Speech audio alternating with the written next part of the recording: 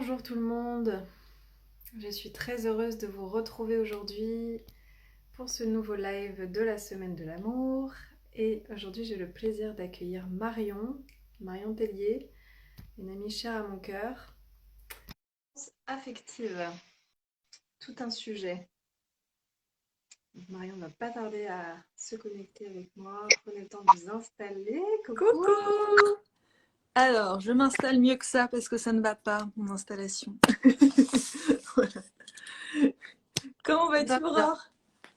et toi? Ça va, super, je suis contente de te voir. Ça fait méga longtemps qu'on ne s'est pas connecté, hein. C'est ça, c'est vrai. Bon, Marion, elle a eu un enfant entre-temps, donc Voilà. c'est L'enfant pas rien. l'enfant n'améliore pas la capacité à se connecter sur les réseaux. Ouais, c'est bien. Un petit peu le temps de trouver comme type de. En tout cas, je suis contente aujourd'hui. On se retrouve pour faire ce live. Tu es toute de rouge vêtue, la couleur de l'amour. Bah, tu vois, je me suis dit cette circonstance-là. Bon, comment ça va, toi? Bah, ça va bien, écoute. Je suis un peu perplexe parce que je me trouve complètement surexposée, mais je ne sais pas comment changer ça. Donc voilà. Tant pis, je serai surexposée. Parce que tu es face à de la lumière. Ouais, mais. Ah voilà, tu vois, ça s'est régulé tout seul. Tout va bien. Bon, ça va. Demande et tu auras. Voilà, c'est ça. Bon, trop contente de t'accueillir. Et alors, moi, je te connais bien parce que on a beaucoup cheminé, échangé ensemble, on s'est formé parfois sur certaines choses. J'ai participé à une de tes retraites. Enfin voilà, on a déjà partagé plein de super beaux moments ensemble. Mais pour les personnes qui ne te connaissent pas, est-ce que tu pourrais partager un petit bout de qui tu es, de ton parcours et tout ça? Ouais, ouais. Alors, il y aurait plein de manières de parler de mon parcours. Mais là, on parle de l'amour, donc on est dans le cadre de l'amour, donc j'ai aussi envie de parler à la fois de mon parcours professionnel et de mon parcours personnel, parce que de toute façon, les deux sont hyper liés. Et donc, pour parler de manière plus pro, moi j'ai commencé par de la naturopathie, donc je suis naturopathe et je me suis formée, j'ai fini le Sénato, qui est une école de naturopathie, en 2011. Et puis après, je me suis installée comme naturopathe. Et il se trouve que parallèlement à ça, la même année, en fait, j'ai rencontré mon amoureux avec qui je suis, avec qui on a un petit garçon qui a bientôt 2 ans. Et donc, j'ai vraiment changé énormément de choses dans ma vie, à la fois professionnellement, parce que ce chemin d'être accompagnante, d'être naturopathe, c'est un chemin qui challenge énormément au niveau de son propre chemin de guérison. Et en fait, la guérison, c'est pas que ce qu'on mange, comment on se sent vraiment physiquement dans son corps physique, mais c'est aussi bien sûr tous les corps émotionnels, spirituels, etc. Et donc, j'ai fait les deux en même temps. De me guérir d'un point de vue de prendre ma place dans la société, de plus avoir peur de me montrer, ce qui a été quand même tout un gros parcours. Et puis aussi tout ce qui a été de l'ordre de rentrer dans une relation consciente, dans une belle relation de réel amour, ce qui n'a pas été le cas au début de ma relation amoureuse parce que j'étais encore trop blessée, ce qui faisait que il y a plein de choses qui fonctionnaient pas. Et là, on va fêter nos 10 ans ensemble cette année. Et du coup, j'ai un peu un panel d'expériences dans cette relation qui, pour moi, m'aide énormément dans mes accompagnements. Parce que maintenant, en fait, au fil du temps, j'ai découvert, je me suis beaucoup soignée grâce au chamanisme notamment. C'est par ce biais-là qu'on s'est connus notamment. Et puis par plein d'autres choses, la communication non violente a été vraiment extrêmement importante dans ma vie, notamment dans ma vie de couple. Et puis voilà, tout mon chemin de guérison a fait que petit à petit, ma pratique de la naturopathie que je faisais en cabinet. Puis il y a beaucoup de gens qui sont venus me voir parce que j'ai écrit un best-seller sur le sucre notamment. Donc il y avait plein de gens qui venaient vraiment via ce côté alimentation.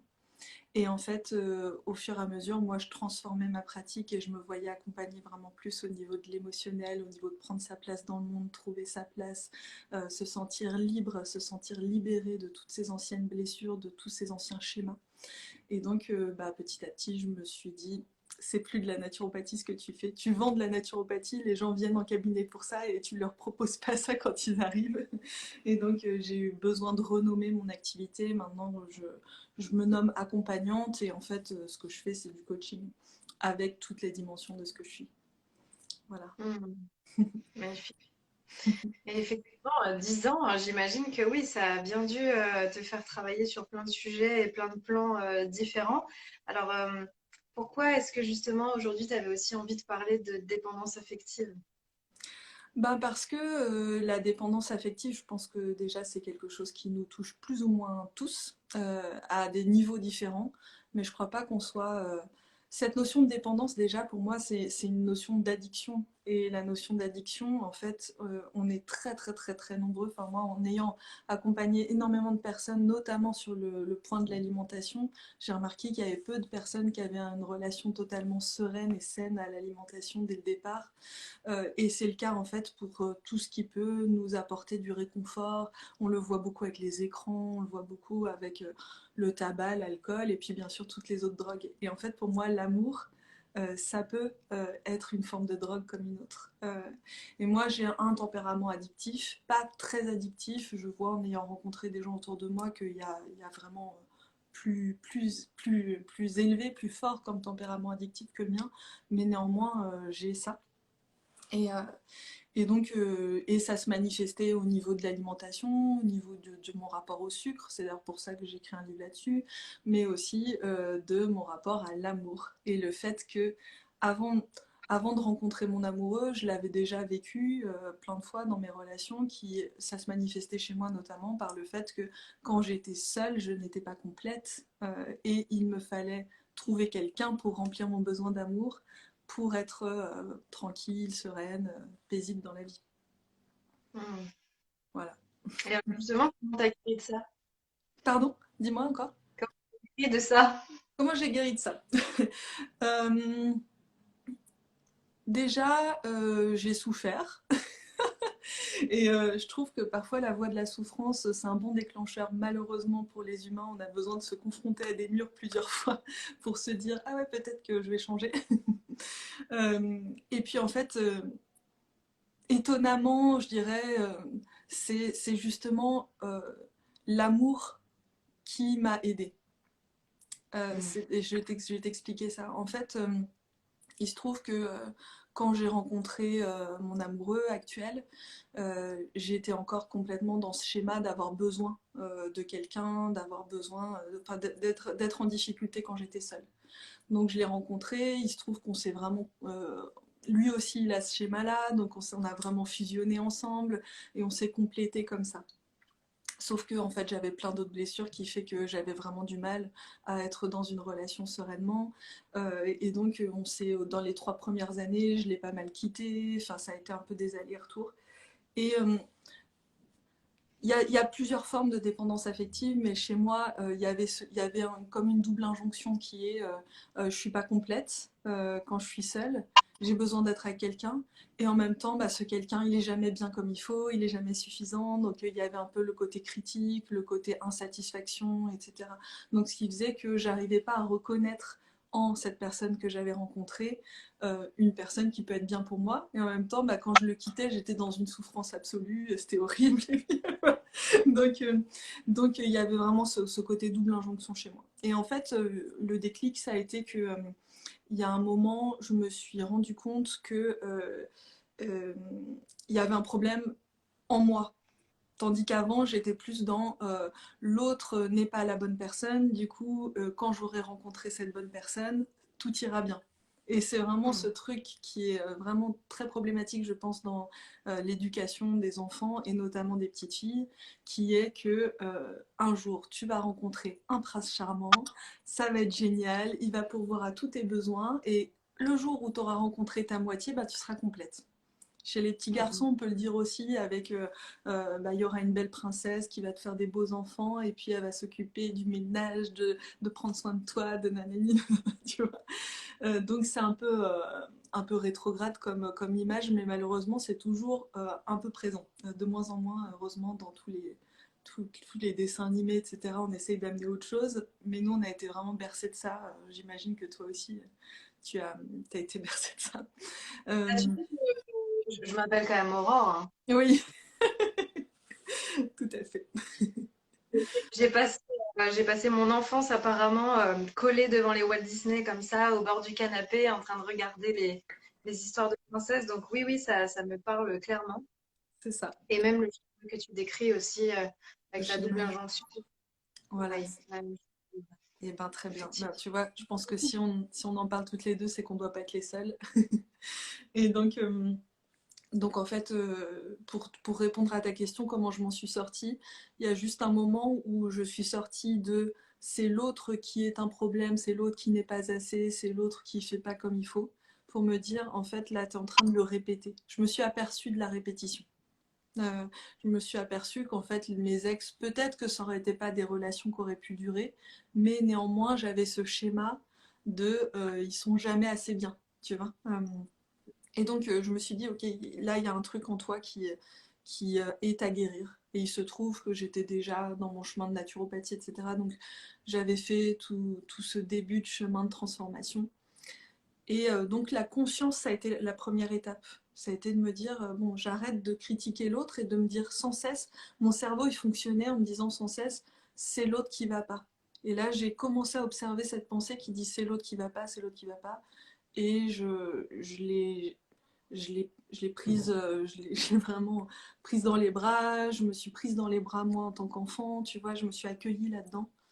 Et petit à petit, ça a changé. Puis après, il y a eu plein d'autres étapes, notamment des soins, notamment le chamanisme qui a été vraiment déterminant.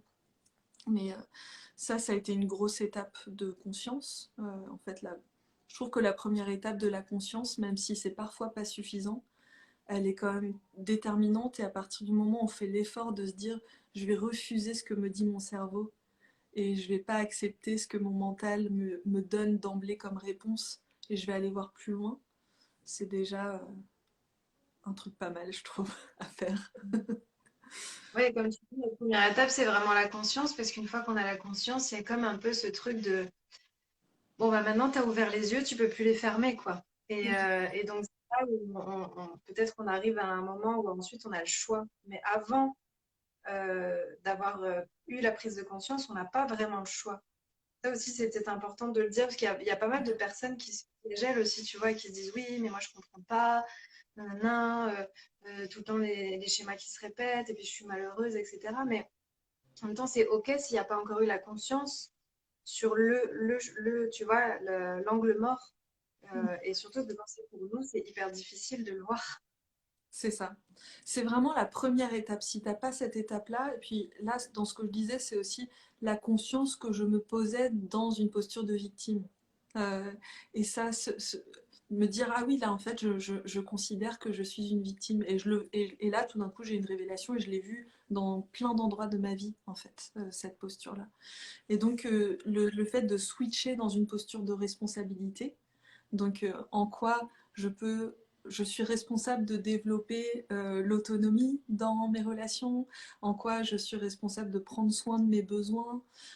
Et tout ça, c'est arrivé. Et heureusement, j'ai découvert la communication non violente dans la foulée. Donc, j'ai pris conscience de ce que c'était que avoir des besoins, tu vois, quels étaient mes besoins, avoir des besoins, comment répondre à mes besoins, que je suis la première personne qui doit répondre à mes besoins. Et si j'attends que mon conjoint nourrisse ces besoins-là, et ben je me rends dépendante de lui. Euh, Mm. et ça, tu vois, cette notion de dépendance et d'indépendance, je la trouve vraiment intéressante parce qu'en fait, la dépendance, en fait, c'est quelque chose qui est hyper normal parce que quand on est enfant, on n'est pas comme les animaux qui parfois peuvent se débrouiller. Nous, on ne peut pas se débrouiller tout seul pendant très très longtemps. On est complètement dépendant et quand on est petit, même si on a des parents très aimants et très à l'écoute, on expérimente la frustration de ne pas pouvoir répondre à nos propres besoins, d'être dépendant de quelqu'un d'autre. Et donc, bah, notre première relation à l'amour et à la survie, c'est la dépendance avec les autres. Et ce que j'ai observé, moi, dans mon parcours, c'est que parfois, je me suis dit, j'en ai marre d'être dépendante. Ce que je veux, c'est être indépendante. Euh, et donc, toi aussi. Et donc, ce truc de se dire, bon, je suis indépendante, donc j'ai besoin de personne. Nanana. Et en fait, ce truc d'avoir besoin de personne pour répondre à ses propres besoins, bah, c'est carrément impossible en fait. L'indépendance pour un être humain, c'est pas possible parce qu'on est tous interdépendants, tout le temps. Et si je veux manger, eh ben, j'ai besoin des autres. Si je veux m'habiller, j'ai besoin des autres. Et si je veux remplir mon besoin d'amour, eh ben, il y a sûrement un endroit où je vais quand même avoir besoin d'un autre être humain pour m'apporter de la tendresse, etc. Je peux m'en apporter à moi et je dois m'en apporter à moi parce que c'est ma responsabilité de le faire et de ne pas faire reposer ce besoin sur l'autre. Mais néanmoins, quelqu'un a besoin de venir en interaction avec moi pour remplir ce besoin-là. Enfin, moi, en tout cas, je fonctionne comme ça. Mhm. Ça te parle, cette notion Ouais, ça me parle, ça me fait penser à un truc qu'on avait vu justement en CNV où la CNV nous enseigne que si on a le choix, on a naturellement envie de contribuer. Mhm. Et du coup, ce que tu me dis, ça me fait penser à ça, je sais pas pourquoi, où justement, peut-être tout l'équilibre et toute la danse, c'est d'arriver à se dire, OK, j'ai des besoins, je les identifie, je peux les exprimer, et je ne dois pas avoir d'attente que l'autre comble ce besoin. Par contre, si je l'exprime et que je suis authentique et honnête avec ça, et qu'en même temps, je sais aussi faire le travail de mon côté s'il y a besoin, et ben l'autre, naturellement, va peut-être avoir envie de contribuer. Tout à fait. C'est un peu ça qui se passe au final. Ouais, ouais, et cette notion de communication non violente, elle est délicate parce que, en fait, quand on commence là-dedans, on se dit, ah, je vais exprimer ce que sont mes besoins, mais quand même, on peut avoir cette attente que l'autre fasse exactement ce qu'on a besoin qu'il fasse là tout de suite. Et en fait, c'est pas comme ça que ça marche. Et, tu vois, quand je te disais comment je suis arrivée à guérir mes blessures, c'est qu'il y a un moment où je me suis dit, en fait, si tu retournes tout le temps vers cet homme, c'est qu'il y a un endroit où vraiment c'est précieux ce que vous avez ensemble, c'est qu'il y a de l'amour. Et donc cette notion d'amour m'a fait dépasser tous les jugements que je pouvais avoir de lui, les trucs que faisait mon cerveau qui était de critiquer tout le temps, et qui n'était pas moi en fait, qui était juste une construction liée à de la peur, liée à des blessures. Et donc je me suis dit, ok, comment je peux faire pour à la fois combler mes besoins et sortir de la dépendance pour rentrer dans une interdépendance saine et joyeuse avec lui, et comment en plus je peux guérir suffisamment mes blessures pour arrêter de souffrir dans cette relation et de créer du chaos et de créer de la souffrance à partir de mes blessures. Et, euh, et c'est rigolo parce que moi qui suis à la base pas très patiente, dans le couple, enfin je peux avoir beaucoup de patience à certains endroits, et puis à d'autres, j'en avais pas du tout. Et notamment dans le couple, j'étais dure en fait, j'avais une forme de dureté, parce que j'avais peur, parce que j'étais blessée. Et j'ai développé vraiment beaucoup de patience et beaucoup d'amour. Et là, il y a pas longtemps, il y a 2 jours, euh, j'ai la chance d'être avec quelqu'un qui a des prises de conscience et qui évolue, parce que parfois c'est pas toujours le cas, on peut répéter quelque chose à quelqu'un qui ne le comprenne pas. Moi, il comprend pas forcément sur le coup, il peut prendre du temps, mais il y a toujours un moment où ça chemine. Et ça, c'est super, j'ai beaucoup de gratitude pour ça. Et donc, j'avais un besoin qu'il ne voulait pas remplir. Et au bout d'un moment, je me suis dit, bah tant pis, je lâche, je suis, c'est pas le plus important, je me suis concentrée sur mon amour de lui. Et puis voilà, j'ai laissé faire comme ça, sans être dans la bataille. Et puis là, il y a 2 jours, il a pris conscience de ce truc-là, en fait, que c'était pas sympa de sa part de faire ce truc. Et du coup, il m'a dit, ah ben je me rends compte que j'ai été un con sur ce truc-là, je suis hyper désolée. Et je vais changer. Et tout de suite, il s'est mis à changer ce truc qui était un truc tout bête, hein, mais mon amoureux, c'est un collectionneur, donc il a beaucoup, beaucoup de choses. Et en fait, il prenait beaucoup d'espace et j'avais des endroits où j'arrivais pas à avoir un espace sain, avec pas trop de choses. Et je lui ai dit, voilà, j'aimerais bien que dans notre chambre, il n'y ait pas trop de choses. Et lui, il disait, non, moi j'ai besoin d'avoir ci et ça. Et puis, et puis en lâchant, en fait, un jour c'est venu et là, tout d'un coup, il a rangé dans des cartons tous les trucs que je disais me déranger. Et voilà. Et donc, je trouve ça intéressant ce truc comment tu te places pour répondre à ton besoin. Euh, enfin, c'est comment tu parfois il y a besoin aussi que l'amour c'est aussi ne pas forcer, que c'est aussi laisser le temps de faire, c'est aussi être dans la confiance, c'est aussi montrer à l'autre que ça c'est un truc que j'ai observé, c'est que plus je montre à l'autre qu'il est super, que je l'aime, plus je lui voilà, tout en exprimant mes besoins, mais dans l'amour vraiment et pas dans le combat, plus ben, l'autre il a envie de changer en fait. Et ça c'est chouette. C'est comme tu dis, tu as dit le mot confiance, tu vois, c'est d'arriver à passer peut-être d'un état de contrôle à un état de confiance, parce qu'au final, la dépendance, c'est aussi ça, c'est de se nourrir du contrôle. Et en plus, ce Mhm. qui est un peu vicieux, moi, c'est ce que j'ai pas voulu voir pendant un bon moment. Mhm. Que la dépendance, elle n'est pas que dans le couple, comme tu disais, ça peut être avec le sucre, ça peut être avec la cigarette, ça peut être avec les drogues, mais ça peut être aussi avec le travail. Ouais.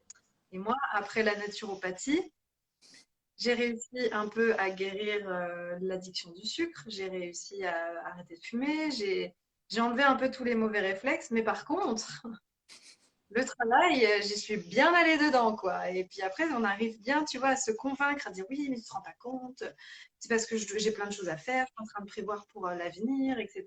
On arrive à se convaincre du meilleur, mais c'est intéressant ouais, d'observer en fait où est-ce que nos espaces d'addiction ils se placent, parce que justement, c'est pas du tout que dans le couple. Et moi, j'ai remarqué que quand je voulais pas être dans la dépendance avec le couple, en mode, ok, j'arrête d'être dépendante, c'est bon, fais ta life, je vais être autonome, et ben hop, je me rabats sur autre chose. Ouais, c'est vraiment pas, c'est un parcours, hein, c'est vraiment pas évident. Moi, je l'observe tout le temps, hein, c'est-à-dire que on peut se dire, bon, j'observe la dépendance, donc le premier réflexe dont je parlais tout à l'heure, c'est d'aller vers l'indépendance. Et puis en fait, ça marche pas, parce que l'indépendance, comme je disais, ça n'existe pas vraiment chez les êtres humains. Donc tu switches un peu, tu fais, ah, je suis dépendant, indépendant, là, là, là. Tu restes là-dedans. Puis au bout d'un moment, tu te dis, en fait, je vais pas aller vers l'indépendance, je vais aller vers l'autonomie. Donc tu vas vers l'autonomie et tu te dis, ben, est-ce que je pourrais, au-delà d'être autonome et responsable de mes besoins, est-ce que je pourrais être interdépendante et donc je suis avec quelqu'un, cette personne, je me sens complète quand je suis avec quand je suis seule, et quand je suis avec cette personne, je me sens avec plus de joie, avec plus de beauté, etc. Et ça, parfois on se dit, ouais, je vais aller vers ça. Sauf qu'en fait, c'est pas linéaire. C'est pas je passe de je suis dépendante, indépendante, autonome, interdépendante. C'est en fait, on switch tout le temps comme ça. Et moi, là, même s'il y a certains endroits où je sens que j'ai réussi sur certaines facettes à aller vers l'interdépendance, qui peut être par exemple que je sais que si je perdais cette relation, soit parce qu'on se séparait, soit parce qu'il y avait quelque chose qui se passait, que cette personne n'était plus là dans ma vie, et ben, je sais que je ne mourrai pas. Je sais que je peux survivre, je sais que j'ai des racines suffisamment profondes pour euh, être seule, me retrouver seule et aller quand même. Ça veut pas dire que je serai pas dévastée en fait. Ça veut dire que je vais pas avoir l'impression que je vais mourir. Et donc ça, l'interdépendance, je le constate dans ma vie en plein d'aspects. Et en même temps, bah, il y a des endroits où, comme tu disais, des fois, tout d'un coup, il y a une facette de la boule à facettes qu'on n'avait pas vue. On se dit, ah mais alors en fait, sur cet endroit-là, je suis complètement dépendante encore. Ou alors, des fois, on fait des allers-retours comme ça. Et donc, ce chemin, il n'est pas linéaire, il est complètement multifacette. Et c'est normal sur certains endroits de se sentir encore dépendant, dépendante. Et sur d'autres, de cheminer vers l'autonomie, l'interdépendance. Et c'est important de dire ça, je trouve, parce que parfois, on peut se juger de pas y arriver ou de pas y être encore sur certains aspects. Moi, je crois beaucoup en un bon mélange de détermination et de yang, de je veux y aller, c'est ça mon objectif, et de yin, de bah, j'écoute ce qui est là et j'accueille ce qui est là. Et Mm. voilà. Et tu vois, c'est intéressant parce que ce que tu me dis, ça me fait penser à peut-être faire un parallèle avec quelque chose au final que tu as beaucoup exploré, que tu as beaucoup partagé, surtout chez les femmes, c'est qu'on est cyclique. Mm, mm. Et moi, je sais que clairement, je me sens pas du tout pareil quand je suis en jeune fille, en déesse, en enchanteresse, moi, clairement, là, tu vois, je suis dans ma semaine enchanteresse. J'ai un côté un peu parano quand je suis dans cette semaine-là. Donc, c'est intéressant de l'observer, tu vois, parce que au bout d'un moment, tu te connais. Tu dis, OK, bon, là, je suis dans ma semaine où je suis un peu parano. Le moindre truc qu'on va me dire, ça va me saouler. Alors que quand je suis en jeune fille, j'ai un côté un peu plus, ouais, c'est bon, tout va bien. Enfin, c'est intéressant aussi comme tu dis, que c'est des allers-retours constants et encore plus, je trouve, quand on est dans cette dimension cyclique de la femme qui fait que, ben, on va pas être connecté aux mêmes archétypes au même moment. Et il y a des moments où on va être super en confiance en nous et d'autres moments où on va se sentir comme une merde et on va avoir envie de manger un pot de Nutella en regardant Bridget Jones, tu vois. C'est exactement le cas. Et je pense quand même et j'observe que, tu vois, ce que je pouvais ressentir de manière hyper violente dans la cyclicité, donc passer de tout au tout, être hyper dans l'accueil et tout d'un coup avoir envie d'envoyer tout péter de manière très forte, très intense. Je sens que plus mon chemin de guérison avance, plus c'est doux en fait. C'est-à-dire que je l'observe même physiquement en fait, hein. C'est-à-dire que maintenant mes lunes arrivent sans douleur, ça arrive.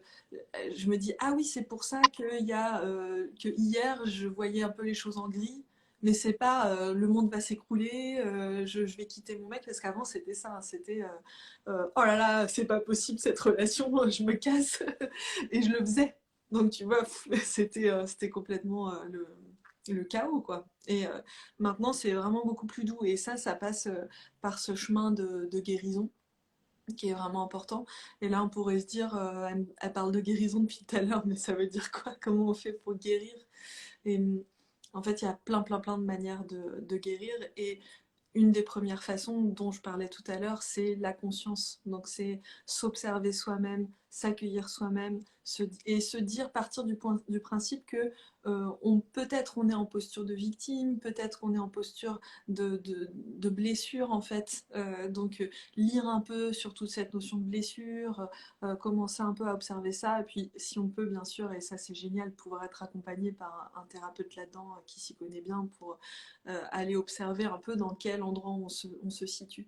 Parce que si vous ne savez pas à quel endroit vous êtes dans tout ce spectre des blessures, de, voilà, des différents endroits où on peut se placer comme ça fait que vous n'avez pas forcément conscience de ce qui vous drive dans vos réactions en fait.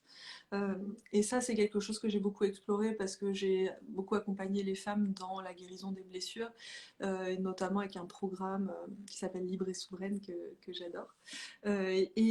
Quand on guérit, en fait, on arrête d'être dans la réaction pour être dans une action saine qui vient depuis un espace qui n'est pas un espace de peur, qui n'est pas un espace de blessure, qui est un espace de juste notre être véritable. Donc Mm. la guérison des blessures, ça passe par plein d'aspects différents. Il y a plein de thérapies différentes qui peuvent nous aider à ça. Mais le premier point, c'est la conscience, l'accueil et d'être de plus en plus dans l'amour de soi, en fait. Mm.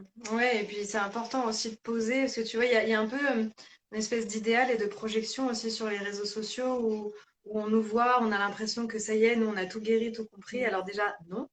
Et ensuite, bah, c'est important aussi de poser que, comme tu dis, toi, ça fait quoi, 10 ans que tu as été diplômée en naturopathie. Mm. Et moi, ça fait 6 ans à peu près que j'ai changé aussi de vie.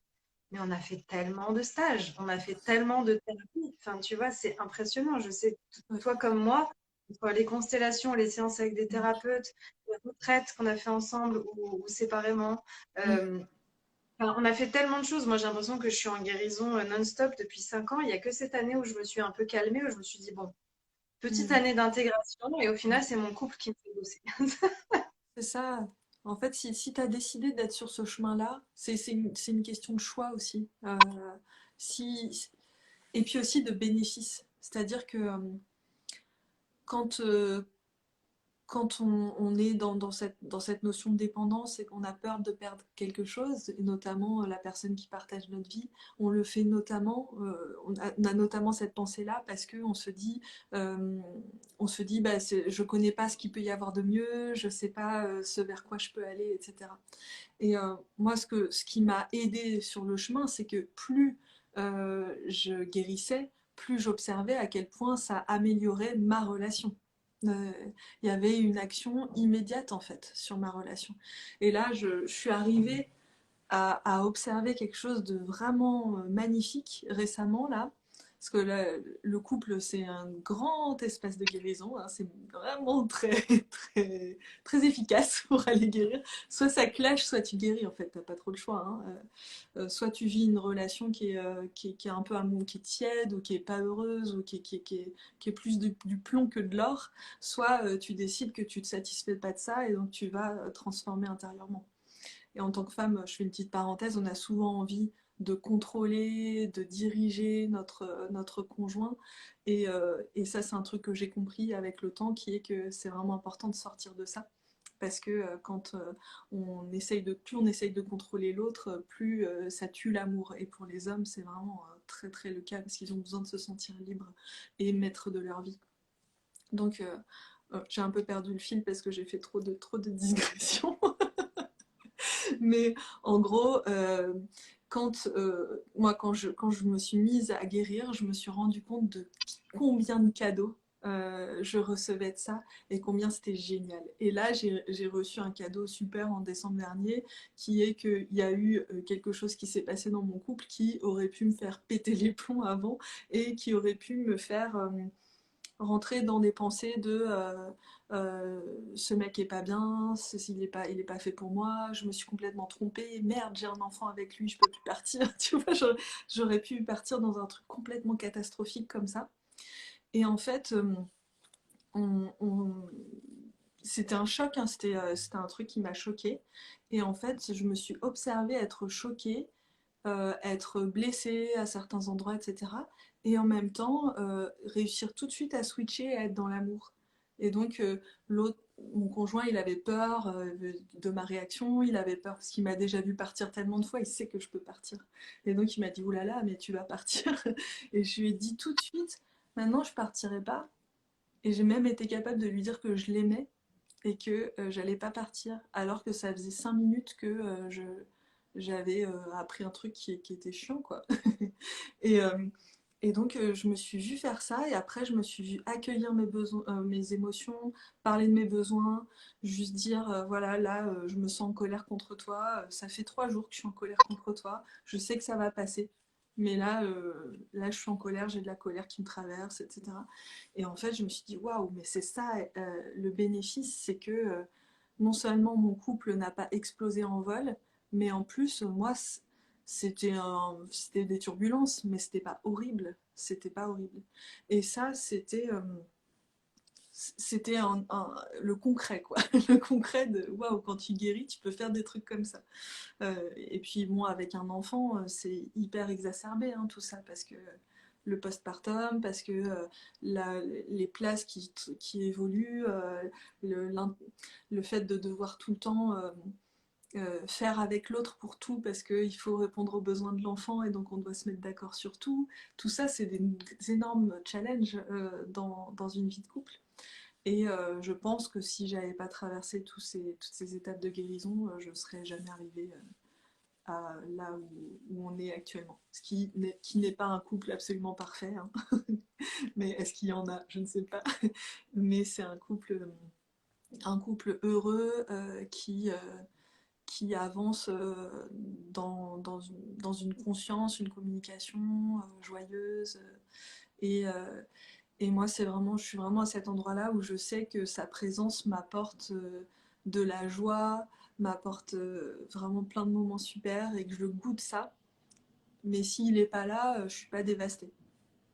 Voilà. Ah oui. Bah, oui, c'est sûr que c'est fondamental d'arriver à passer du temps sans être dévasté. Après, ça ne veut pas dire que voilà, il y a des moments où c'est pas inconfortable. Moi, je sais que tu vois, j'aime être seule et j'adore parce que du coup, j'ai le temps de faire plein de choses que j'arrive pas à me centrer pour faire quand il est là, etc. Mais bon, là, j'ai toujours encore des petites blessures avec des peurs, etc. Donc, je me vois agir, tu vois, prendre le téléphone, avoir envie de lui écrire, puis je dis non, en fait, non. En fait, c'est toujours présent, mais c'est juste qu'on apprend à s'observer et à se dire, bah, là, tu vois que tu as ça, mais est-ce que tu veux rentrer dedans? Tu sais que ça va générer ça en face. ou est-ce que tu vas essayer de digérer ton truc, de t'accueillir, va marcher un coup, fais de la musique et hop, ça passe. C'est ça. Et c'est un choix de tous les jours de voir le truc et de se dire, est-ce que je rentre dedans ou pas? Mm. Ouais, tout à fait. Tout à fait. Et là, quand je te donnais mon exemple du moment vraiment fatidique, j'ai vraiment senti ce truc. Est-ce que je pars dans le chaos et j'explose le truc, ou est-ce que je choisis pas ça, je choisis la paix et je choisis autre chose. Et c'est vraiment ce choix de l'amour qui est quelque chose que je sens de plus en plus incarné parce que j'ai de moins en moins peur, tout simplement. Mm. Et le chemin enfin, pour continuer à donner des clés assez concrètes aux personnes qui nous écoutent, pour moi, le chemin de la spiritualité m'a énormément aidée. Que j'ai exploré de plein de manières différentes parce que je suis beaucoup allée au village des Pruniers, qui est un monastère bouddhiste en Dordogne, créé par Thich Nhat Hanh. C'est là où j'ai commencé les sacs de parole, donc d'écouter les histoires des autres, d'être accueillie, d'être dans le non-jugement. Ça m'a vraiment aidée. Les stages de communication non violente, et puis le chamanisme, les soins que j'ai reçus, les soins énergétiques. Tu disais, on travaille tout le temps, et tous les stages qu'on a fait, je suis tout le temps accompagnée, je suis tout le temps.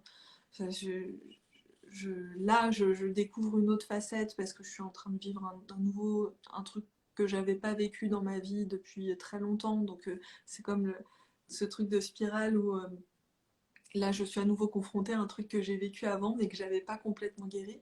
Et donc là, la vie me dit, vas-y, va vraiment regarder ce truc-là. Et donc, je me suis formée récemment, l'année dernière, à l'EFT. Et donc là, je suis suivie en EFT pour aller vraiment essayer de disloquer toutes les émotions liées à ces trucs que je suis en train de vivre en ce moment.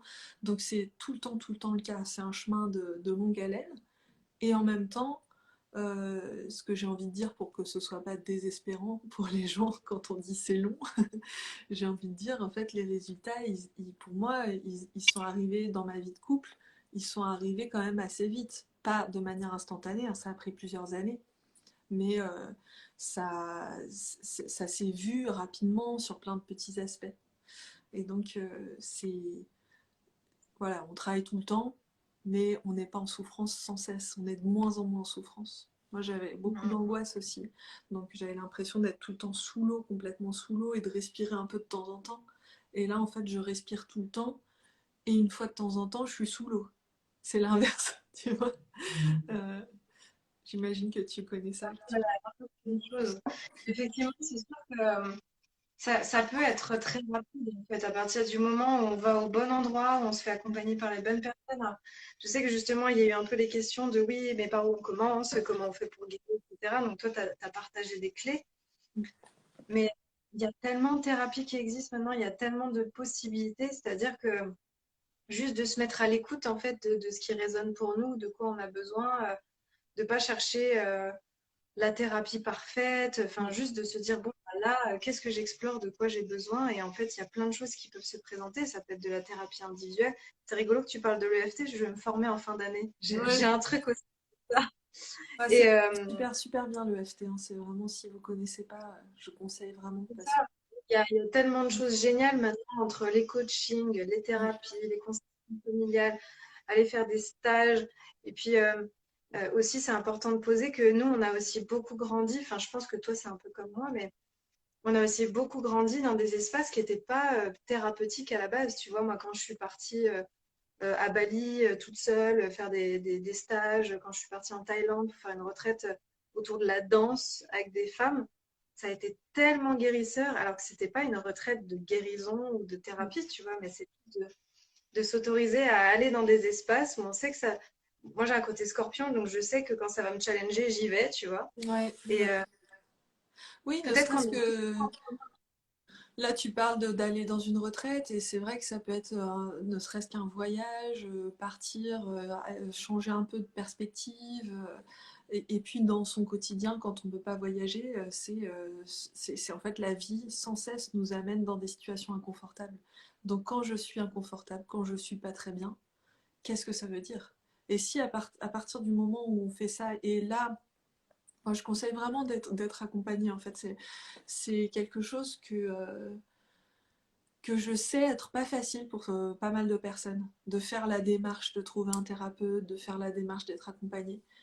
Et c'est un accélérateur tellement phénoménal que il y a un moment où parfois je suis en incompréhension de pourquoi la personne ne va pas se faire accompagner, tellement c'est tellement je sais et j'ai vécu combien ça accélère le processus et combien c'est hyper précieux.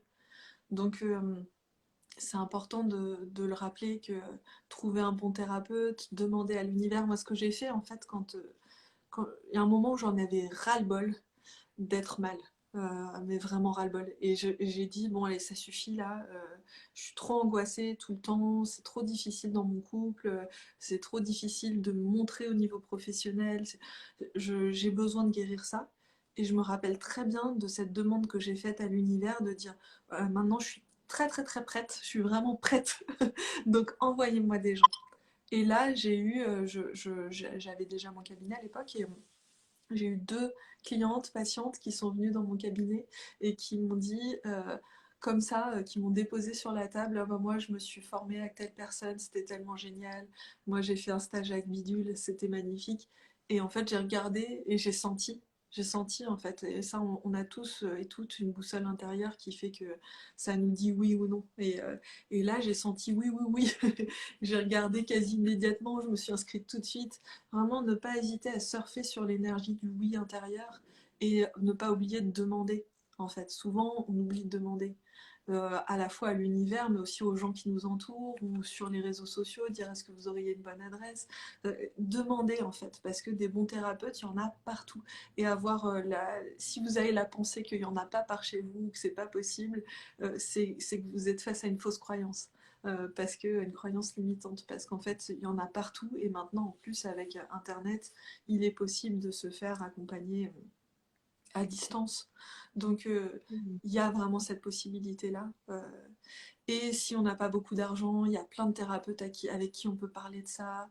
On peut dire, voilà, moi j'ai vraiment, vraiment envie, est-ce que vous me feriez un prix? À partir du moment où on a vraiment envie, vraiment besoin, il y a des portes qui s'ouvrent et des possibilités qui s'ouvrent à nous. Il y a des solutions, c'est sûr. Et puis, d'observer aussi parfois nos paradoxes, parce que tu vois, je sais que moi, au tout début, quand j'ai cheminé, j'avais un peu ce truc aussi de oui, mais l'argent, etc. Bon, ça a vite sauté, hein. Au final, j'ai fait un prêt à 12 000 euros. Mais, mais c'est vrai qu'il y avait un peu ce truc. Et au final, quand je regarde à l'époque comment je consommais, Mhm. tu vois, ma façon de faire mes courses, d'acheter des gâteaux, d'acheter des trucs sucrés, de faire des achats compulsifs de fringues. En fait, c'est rigolo de regarder nos paradoxes et de se dire, mais j'ai pas les moyens de me faire accompagner, j'ai pas les moyens de me payer un thérapeute, mais à côté, par contre, je dépense je sais pas combien dans des cigarettes, dans de la nourriture qui est pas bonne pour moi, j'achète des nouvelles paires de baskets toutes les semaines. Enfin, c'est aussi d'observer ça, quoi. C'est ça.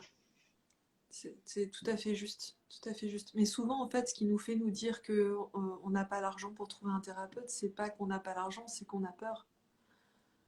Tu vois. Et donc à partir du moment où on se dit mais qu'est-ce qui me fait vraiment peur? Est-ce que en fait je tire plus de bénéfices à être pas bien?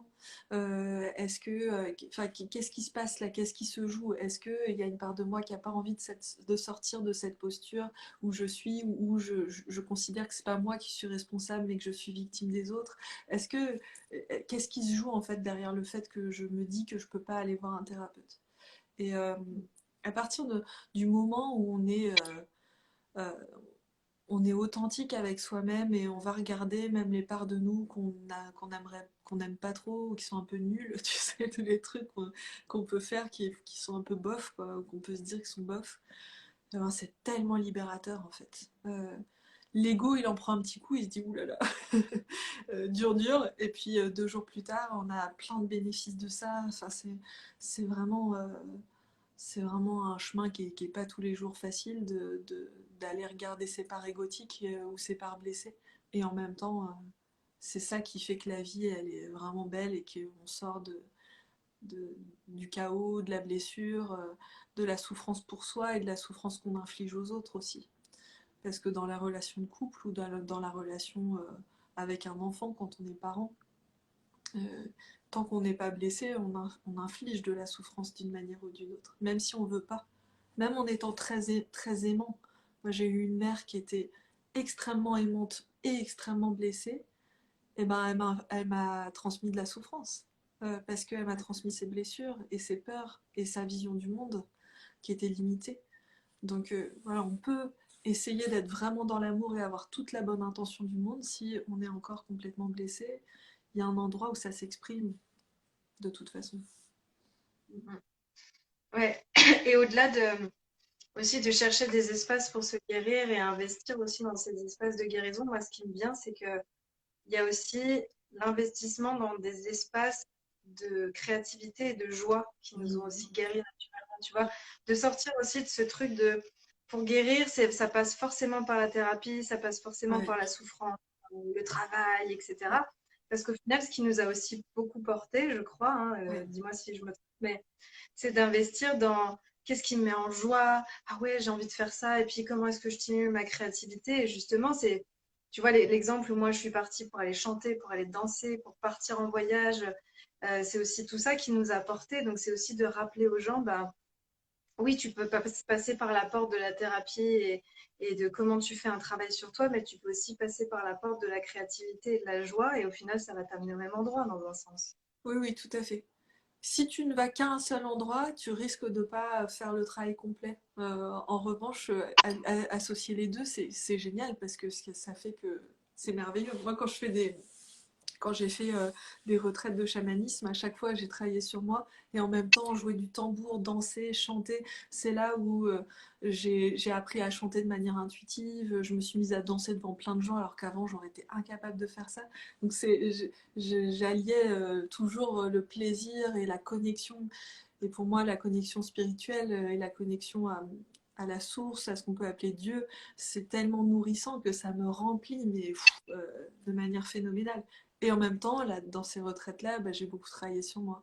Donc on peut associer en fait la transformation, et ce qu'on peut appeler le travail sur soi, même si j'aime pas trop ce mot, avec de la joie aussi, en allant dans les endroits qui nous font hyper plaisir, en, voilà, en se, en s'ouvrant des Et portes. c'est peut-être justement aussi de remettre de la lumière sur ce qui nous fait du bien, sur le Ouais. potentiel intérieur de nous, sur nos dons, sur nos qualités, tu vois, de ah, mais en fait, je sais danser, ah, mais en fait, je peux chanter, etc., qui rend à côté le passage dans l'ombre plus facile, dans un Ouais, sens. c'est ça, c'est ça. Mais par exemple, par rapport tu vois, à cette notion de chanter, là en ce moment, j'ai des personnes que j'accompagne en individuel qui ont eu, quand elles étaient petites, des gens de leur famille qui lui ont dit: ah, mais tu chantes comme une casserole, c'est horrible quand tu chantes. Et puis après, maintenant, ça fait que dès qu'elles chantent, elles ont tout le temps ce truc-là qui leur vient. Et donc, même quand elles vont dans ah, je vais chanter pour me faire plaisir, et bien il y a ce truc qui, tu vois, même si elles vont vraiment plus dans l'action, dans le fait je dépasse le truc, je le fais quand même. C'est possible, mais il y aura toujours cette petite voix de blessure qui parle. Et donc, c'est là où, par exemple, je trouve que l'EFT est super intéressant parce que parfois on se dit aussi, si je vais travailler sur mes blessures, ça va me prendre beaucoup de temps, ça va être douloureux, je vais vraiment me replonger dans un truc et on a peur de ça. Avec une technique comme l'EFT, on va se confronter effectivement à ce qu'on a ressenti à ce moment-là, quand notre père nous a dit mais c'est vraiment nul quand tu chantes. On y va vraiment, on va accueillir ça. Et en même temps, comme on tapote, c'est une technique de tapping, hein, on tapote sur des points en faisant des rondes, et ben tout de suite, en fait, au bout de, je sais pas, 5 minutes, 10 minutes, on commence à se sentir moins mal, en fait, un peu mieux. Et donc, on remonte, l'énergie circule mieux, et puis petit à petit, on va. Et donc, parfois, en une heure et demie, en fait, cette croyance-là qui nous bloquait depuis des années pour chanter, eh ben, elle est plus active, en fait. Et c'est là qu'on passe du mode réaction dans la vie au mode action, et je choisis ce que j'ai envie de faire en fonction des élans de mon cœur. Et plus je réagis à des blessures. Hmm. C'est c'est un beau chemin, quoi, de s'engager sur ce chemin de guérison et de le faire. Je sais pas, peut-être que de poser ça avant la clôture, de le faire aussi en se mettant pas la pression, parce que tu vois, il y a un peu ce truc-là aussi avec l'émergence du développement de soi, de la spiritualité, etc., où on en est venu à se rajouter une pression de oui, mais j'ai pas guéri de ça, je suis encore dans ces mécanismes, ça va pas, avec tous les stages que je me suis payés, j'ai toujours pas dépassé ça et tout ça, et de se détendre un peu, quoi, et de se lâcher la grappe, quoi. C'est ça. Ah ouais, ouais, mais et se rappeler que c'est tout le temps, tout le temps. Alors des fois, c'est un peu décevant. Tu te dis, ah zut, faut encore que je le fasse. Mais avant, en fait, quand je me retrouvais face à quelque chose, une répétition d'un truc où j'observais que j'étais pas guéri, j'avais la pensée qui disait, tu n'y arriveras jamais de toute façon, c'est fini, c'est foutu. Tu vois, j'avais fait genre 3 stages ce qui m'avait vachement aidé, mais j'avais toujours des trucs bien ancrés et j'avais tendance à me dire, ah non, c'est pas possible, etc. Et puis, plus le temps passe, plus en fait cette pensée, quand quelque chose arrive, que, euh, quand j'observe que je n'ai pas guéri quelque chose, plus j'arrive à être douce avec moi en fait, et où je me dis bah qu'est-ce que je peux faire pour remplir mon besoin de guérir ce truc-là, qu'est-ce que je peux, quelles actions je peux mettre en place, et vraiment passer de ce mode de sortir de cette pensée qui me dit que je vais pas m'en sortir et que c'est catastrophique si je retourne à un endroit ou si j'observe que je suis pas guérie. Et ça, c'est juste notre mental qui s'affole, mais c'est pas la réalité. Parce qu'en fait, on n'est plus la personne qu'on était il y a 10 ans, on a vachement évolué. C'est juste que parfois, on s'en rend pas compte en fait. Mais si on reprenait nos carnets de ce qu'on écrivait il y a 10 ans, on verrait à quel point on n'est plus du tout la même personne. C'est juste qu'on a oublié à quel point on avait évolué. Et c'est important de se le rappeler. C'est pour ça que écrire, garder ses carnets, ça peut être chouette. Parce que on se dit, waouh, en fait, j'étais, je ne pensais pas du tout pareil que je pense actuellement. J'avais pas du tout les mêmes ressources, j'avais pas le même ancrage, j'avais pas le même entourage, j'avais pas. Enfin, il y a plein de choses Hmm, qui ont évolué. ouais. Et tu vois, un truc qui me vient aussi de ne pas nourrir ce juge intérieur, c'est moi ce qui m'aide aussi, c'est de verbaliser le truc en fait pour pas rester dans la honte. Parce qu'en fait, ce truc de honte, c'est un peu ça, la peur de pas être parfait, de pas y arriver, etc. Et l'autre jour, tu vois, je l'ai verbalisé. J'ai dit quoi à Clément, je dis, bah, en fait, là, tu vois, ouais, j'ai une insécurité par rapport au fait que tu passes du temps avec cette personne, parce qu'en fait, bah, j'ai pas confiance en moi. Je me dis que voilà, elle est mieux que moi, elle a ci, elle a ça, elle a... Je l'ai posé en fait. Et juste de l'avoir posé, et il m'a pas forcément réconforté, hein. Il m'a dit, ah ouais, ouais, c'est quand même, c'est intense ce que tu Mhm. ressens, quoi. Donc, il n'a pas essayé de me rassurer, de me réconforter. Donc, au début, il y a eu une petite part de moi qui disait, ouais, quand même, il aurait pu dire non, mais c'est toi que j'aime. Et en même temps, je me suis dit, bon, mais le fait de l'avoir posé, eh ben, ça m'a comme libérée aussi d'une charge. Voilà, Ouais. il le sait, quoi. Il sait que je suis pas en insécurité. Il sait que je suis encore en train de travailler là-dessus. Et ça m'a comme allégée d'un truc. Mhm. Et après, ça m'a permis ouais, de me libérer de ça, en fait. Donc, peut-être d'en parler aussi, ça nous aide vachement, quoi, plutôt que de garder le truc à l'intérieur. Ouais, c'est cette notion d'authenticité et de se libérer des masques jusque dans le couple. En fait, pour moi, dans ma vision de ce que je veux pour mon couple et ce qu'est une relation idéale, pour moi, il y a vraiment cette notion-là. Je peux ne pas porter de masque. Je peux être moi-même. Euh, Vraiment. Et en fait, les masques, ils se situent. Il y a plein de niveaux de masques, hein. Donc, on en découvre toujours des endroits où on essaye de paraître comme ci, comme ça.